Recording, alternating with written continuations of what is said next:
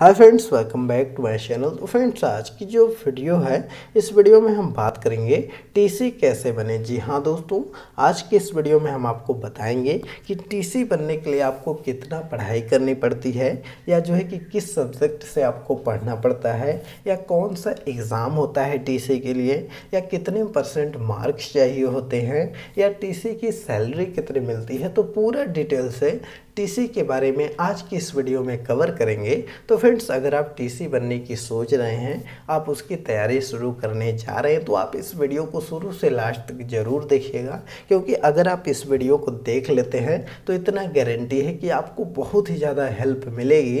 तो फ्रेंड्स, चलिए इस वीडियो को स्टार्ट करते हैं। उससे पहले फ्रेंड्स, अगर आप लोग चैनल पर नए हैं और चैनल को सब्सक्राइब नहीं किया है तो चैनल को सब्सक्राइब कर लीजिए और साथ ही में बेल आइकन भी प्रेस कर दीजिए, जिससे कि मैं कोई नई वीडियो अपलोड करूं तो आप तक उसकी नोटिफिकेशन सबसे पहले पहुंच जाए। तो फ्रेंड्स, चलिए वीडियो को स्टार्ट करते हैं। तो फ्रेंड देखिए, बहुत सारे स्टूडेंट का सपना होता है कि वह इंडियन रेलवे में जॉब करें। तो फ्रेंड, जो टीसी है वह इंडियन रेलवे की ही एक जॉब है। जी हाँ दोस्तों, इंडियन रेलवे की ही एक जॉब है। और इसके लिए आपको कितनी पढ़ाई करनी चाहिए, तो फ्रेंड देखिए, अगर आप 12th पास कर लेते हैं तब आप इसके एग्ज़ाम को दे सकते हैं। जी हाँ दोस्तों, अगर आपने 12th पास कर लिया है तभी से आप टीसी के लिए एलिजिबल हो जाएंगे। जब भी इंडियन रेलवे में इसकी वैकेंसी आएगी टीसी की, आप उसके फॉर्म को भर सकते हैं और जॉब दे सकते हैं। तो फ्रेंड, बहुत सारे लोग हमसे यह पूछते हैं कि हमको किस स्ट्रीम से पढ़ाई करनी चाहिए। अगर हमको टीसी बनना है तो हमको 12th में किस स्ट्रीम से पढ़ाई करनी चाहिए, हमको बायो से पढ़ना चाहिए कि मैथ साइड से पढ़ना चाहिए, या आर्ट स्ट्रीम से पढ़ना चाहिए, या कॉमर्स से पढ़ना चाहिए। तो फ्रेंड देखिए, अगर आपको टीसी बनना है तो आप किसी भी स्ट्रीम से पढ़ाई करिए, आप इसके एग्ज़ाम को दे सकते हैं। अगर आप एग्ज़ाम निकाल लेते हैं तो आप टीसी बन जाएंगे। वहाँ पर कोई भी ऐसा चीज़ नहीं दिया गया है कि सिर्फ आप मैथ से पढ़े हैं तभी जो है कि आप टीसी बन सकते हैं, या बायो से पढ़े हैं या कॉमर्स से पढ़े हैं तभी आप बन सकते हैं। ऐसा कुछ भी नहीं है। तो फ्रेंड्स, चलिए अब हम बात कर लेते हैं कि टीसी बनने के लिए इंटरमीडिएट में कितने % मार्क होने चाहिए। तो फ्रेंड देखिए, अगर आप टीसी बनने की सोच रहे हैं तब आपका इंटरमीडिएट में 50% मार्क होना चाहिए। जी हाँ दोस्तों, अगर आप जनरल या ओबीसी कैटेगरी से हैं तब आपका 50% मार्क होना चाहिए इंटरमीडिएट में, तभी जो है कि आप इसके फॉर्म को भर सकते हैं और एग्ज़ाम को दे सकते हैं। अन्यथा आपका 50% से अगर कम है तब आप इसके फॉर्म को नहीं भर सकते हैं।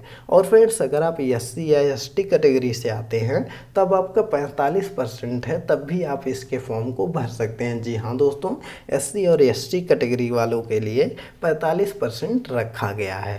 तो फ्रेंड्स, चलिए अब हम बात कर लेते हैं कि इसका फॉर्म कब आता है, एग्ज़ाम का पैटर्न क्या होता है, या इसमें सिलेक्शन का प्रोसेस क्या है। तो फ्रेंड देखिए, इसका जो फॉर्म आता है वह फिक्स नहीं होता है। जी हाँ दोस्तों, वह फिक्स नहीं होता है कि इसी महीने इसका फॉर्म आएगा। किसी भी महीने इसका फॉर्म आ जाता है, और जब भी इसका फॉर्म आता है उससे 2 या 3 महीने बाद पेपर होता है। जी हाँ दोस्तों, 2 या 3 महीने बाद इसका एग्ज़ाम होता है। तो फ्रेंड्स, कोई भी निश्चित नहीं है, जनवरी, फरवरी, मार्च, अप्रैल किसी भी महीने में इसका फॉर्म आ जाता है। फ्रेंड्स, चलिए अब हम बात करते हैं कि इसमें सिलेक्शन का प्रोसेस क्या है। तो फ्रेंड देखिए, सबसे पहले आपको एग्ज़ाम देना पड़ता है। जब फ्रेंड्स आप एग्ज़ाम क्वालिफाई कर जाते हैं तो उसके बाद आपका इंटरव्यू होता है। जी हाँ दोस्तों, जब आप एग्ज़ाम क्वालिफाई कर जाते हैं तो उसके बाद आपका इंटरव्यू होता है। अगर आप इंटरव्यू भी क्वालिफाई कर गए तब आपका डॉक्यूमेंट वेरिफिकेशन होता है। जी हाँ दोस्तों, जब आप इंटरव्यू निकाल लेते हैं तो उसके बाद डॉक्यूमेंट वेरिफिकेशन होता है,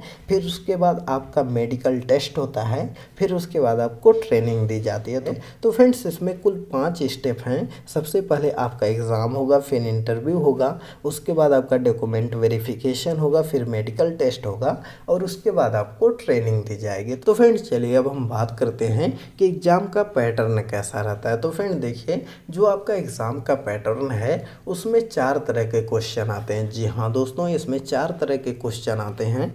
आपका मैथ से क्वेश्चन आता है, रीजनिंग से आपका क्वेश्चन आता है, जनरल अवेयरनेस से आता है और जनरल इंटेलिजेंस से आता है। हाँ दोस्तों, आपका मैथ से आता है, रीजनिंग से आता है, जनरल अवेयरनेस से आता है और जनरल इंटेलिजेंस से आता है। तो यह 4 तरह के क्वेश्चन आपके टीसी के पेपर में आते हैं। तो फ्रेंड्स चलिए अब हम बात कर लेते हैं कि टीसी के लिए आपकी एज कितना होनी चाहिए।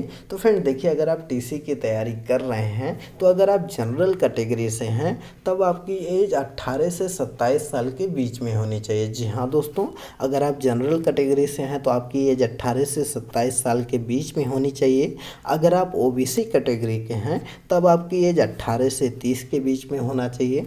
और अगर आप एससी और एसटी कैटेगरी से हैं तब आपकी एज 18 से 32 साल की होनी चाहिए। जी हाँ दोस्तों, अगर आप जनरल से हैं तो 18 से 27 साल की होनी चाहिए, ओबीसी से हैं तो 18 से 30 साल की होनी चाहिए और एससी या एसटी कैटेगरी से हैं तो 18 या 32 साल के बीच में होना चाहिए।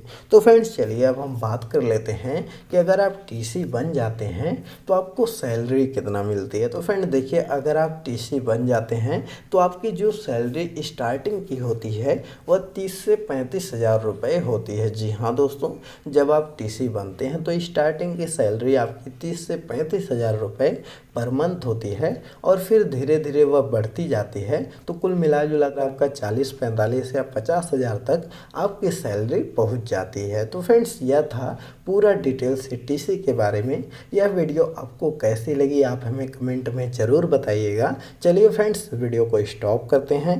आई होप कि यह वीडियो आपको पसंद आई होगी। अगर आप लोग हमारे चैनल पर नए हैं और चैनल को सब्सक्राइब नहीं किया है तो चैनल को सब्सक्राइब कर दीजिए और साथ ही में बेल आइकन भी प्रेस कर दीजिए, जिससे कि मैं कोई नई वीडियो अपलोड करूं तो आप तक उसकी नोटिफिकेशन सबसे पहले पहुंच जाए। तो फ्रेंड्स चलिए मिलते हैं अगली एक नई वीडियो में एक नए टॉपिक के साथ।